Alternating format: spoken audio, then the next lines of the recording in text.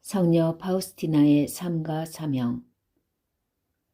2000년 4월 30일 로마에서 교황 요한 바오로 2세께서는 우리 시대를 위한 하느님 자비의 사도로 불리는 파우스티나 코발스카 수녀를 시성하셨다. 이로써 교황은 온 세상과 교회 앞에서 성녀 파우스티나에게 하느님 자비의 신비를 선포하고 삶으로 옮기는 일과 세상을 위해 그 자비를 탄원할 임무를 그녀의 소명으로 부여했다. 성녀 파우스티나는 1905년에 폴란드의 우측 근처에 있는 글라고비에츠에서 어머니 마리안나와 아버지 스타니슬라우스 코발스카 사이에 10남매 중 셋째로 태어났다.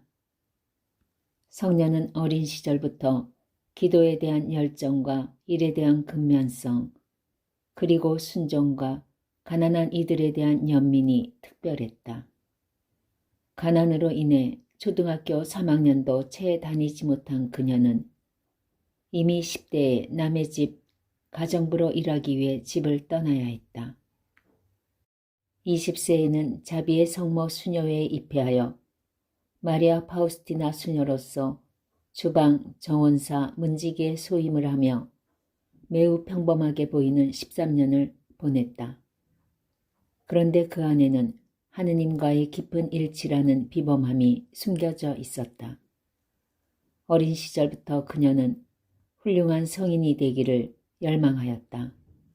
자신의 삶을 죄인들을 위한 희생으로 내어놓고 예수님과 함께 잃어버린 영혼들을 구원하겠다는 목표를 향해 시종일관 노력해왔던 것이다. 그래서 수도자로서의 그녀의 생애는 비범한 신비적 은총과 더불어 고통의 흔적도 드러난다. 예수님께서는 구약시대의 나는 내 예언자들로 하여금 내 백성에게 천둥번개를 휘두르게 했다. 그러나 오늘은 너를 통해 모든 인류에게 내 자비를 보낸다. 나는 인류를 벌하지 않고 치유하고 내 성심 가까이로 데려오고 싶다. 라는 놀라운 선언을 비범한 단순함으로 하느님께 무한히 의탁했던 바로 이 수도자에게 하셨던 것이다. 성녀 파우스티나의 사명은 다음과 같다.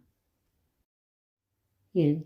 성서에 드러나 있는 우리 신앙의 진리, 즉 하느님께서는 우리 모두에게 당신의 자비로우신 사랑을 베푸신다는 진리를 모든 인류와 심지어 극악한 죄인들에게까지 상기시키는 것. 2. 하느님의 자비에 대한 신심의 새로운 형태를 전달하는 것. 3. 하느님의 자비에 대한 신심의 기본 정신을 따라 어린이와 같이 하느님을 신뢰하며 이웃에게 적극적인 사랑을 실천하는 복음 정신으로 쇄신된 삶을 위한 위대한 운동을 시작하는 것. 이상과 같은 사명을 수행하고 특히 죄인들을 위한 희생으로 참아받았던 폐결핵과 여러 고통들로 쇠진해진 파우스티나의 수녀는 33세의 나이로 1938년 10월 5일 크라고우에서 성스러운 향기 속에 선종하였다. 1993년 예수부활 대축일 첫 주일인 4월 18일 교황 요한 바오로 2세께서는 로마의 성 베드로 광장에서 그녀를 복녀로 선언하셨다. 그 다음날 공개적 아련동안 교황은 다음과 같이 말씀하셨다. 하느님께서는 복녀 파우스티나 코발스카 수녀의 영성적 부요함을 통하여 우리에게 말씀해 오셨습니다. 그녀는 하느님 자비의 위대한 메시지와 창조주께 자신을 완전히 봉헌하게 하는 동기를 세상에 남겨주었습니다. 하느님께서는 그녀에게 당신과의 신비적인 만남을 통하여 그리고 관상기도라는 특별한 은총으로서 그녀가 당신의 자비를 체험할 수 있도록 하는 뚜렷한 선물을 그녀에게 주셨습니다.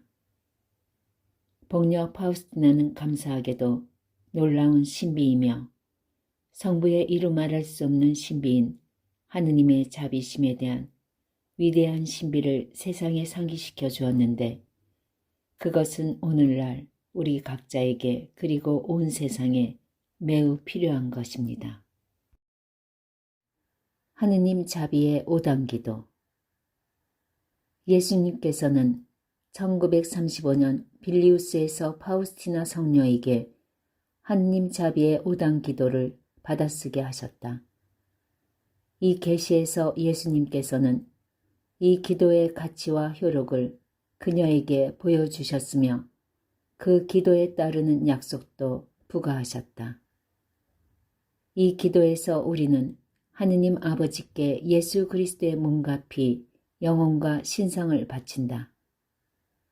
이 기도에서 우리는 세상 구원을 위하여 십자가에서 바치셨던 그분의 희생과 우리 자신을 결합시킨다.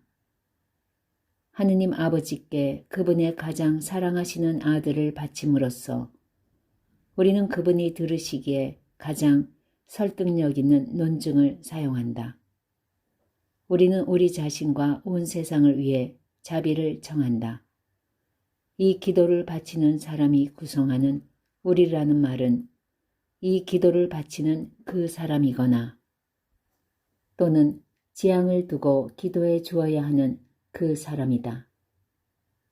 온 세상은 지상에 살고 있는 모든 사람들과 연옥에 있는 영혼들을 가리킨다.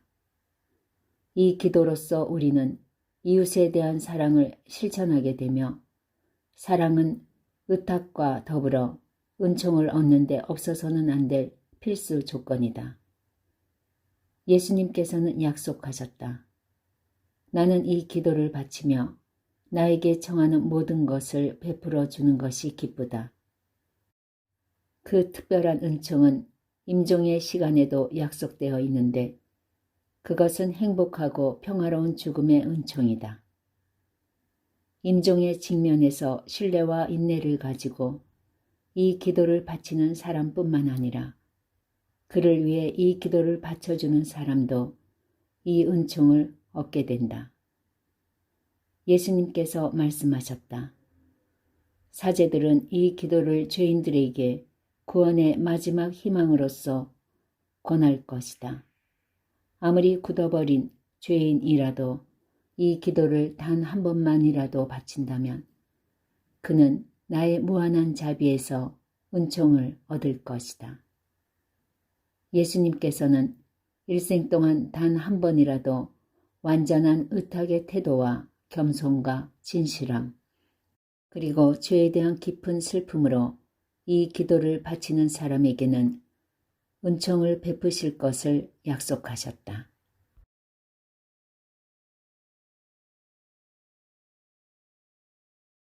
자비의 시간 오후 3시.